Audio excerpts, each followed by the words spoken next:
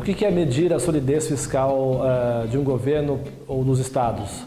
É medir a sua capacidade de ter contas equilibradas que possam permitir com que o Estado, mesmo se endividando, seja capaz de honrar essa dívida, né, de pagar essa dívida. Porque não necessariamente um Estado que se endivida é um Estado que não tem solidez fiscal. Ele até pode se endividar, contanto que entre receitas e despesas, ao final de um ano ou de alguns anos, essa conta entre receitas e despesas feche no azul, para honrar uma dívida herdada no passado. Caso ele não consiga equacionar essa relação entre receitas e despesas e grau de endividamento, principalmente ao longo dos anos, isso gera um problema fiscal financeiro para os estados, o que significa menor solidez fiscal.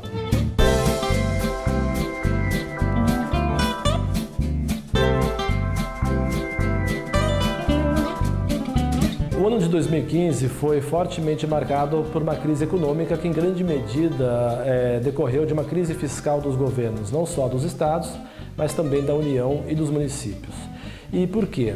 Ao longo dos últimos anos, as receitas dos governos, receitas com impostos, contribuições, taxas, que no caso dos estados chama a atenção a receita do ICMS, elas vieram caindo. O ICMS é um imposto que incide sobre a circulação de mercadorias e serviços e, portanto, se a atividade econômica vai mal, o ICMS cai. Ele veio perdendo força ao longo dos últimos anos, com destaque para o ano de 2015, que foi o ano de crise. Por outro lado, as despesas vieram no ritmo inverso, vieram crescendo ao longo dos últimos anos, até chegar a esse desencontro mais marcado no ano de 2015. Esse desencontro gerou o famoso déficit fiscal, ou seja, os estados fechando no vermelho, gastando mais do que arrecadando.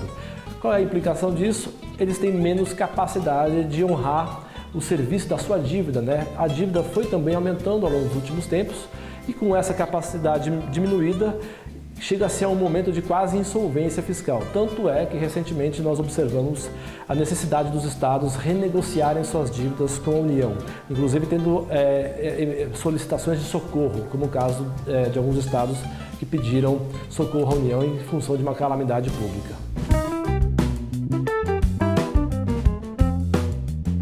Nós então estamos numa situação de crise fiscal que deve permanecer nos próximos 2 anos, se não vierem aí reformas que melhorem a situação fiscal nos 3 níveis de governo, União, Estados e municípios. No caso dos estados, uma melhora da situação fiscal poderia vir, por exemplo, do aumento da arrecadação, que em parte depende da retomada da atividade econômica. Então, se a economia começar a melhorar, fatalmente a arrecadação do ICMS, por exemplo, vai melhorar. Por outro lado, como a economia é cíclica, não dá para ficar apenas dependendo da economia para que as receitas cresçam e aí a gente continue gastando. Esse crescimento dos gastos nos últimos anos também tem que ser equacionado.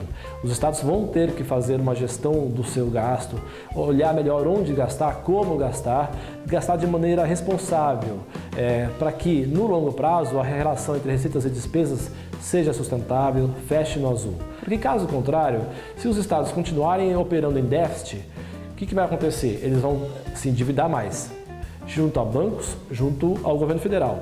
Por outro lado, o governo federal vai estar cada vez mais limitado a emprestar para os estados, assim como os bancos. E cada empréstimo adicional vai sair mais caro. Então, isso vai fazer com que a economia comece a operar numa situação pior, que implica em aumento dos juros para emprestar, aumento da inflação, porque se um governo tiver que aumentar impostos, por exemplo, para arrecadar mais, isso tem aumento nos custos da produção e do consumo. E se isso continuar de uma forma sem freio, no limite os serviços públicos serão prejudicados, inclusive funcionários públicos deixarão de receber salários e assim por diante. Portanto, déficits fiscais contínuos significam piora da capacidade de pagamento dos estados e piora da economia, com um aumento de inflação, aumento de juros e assim por diante.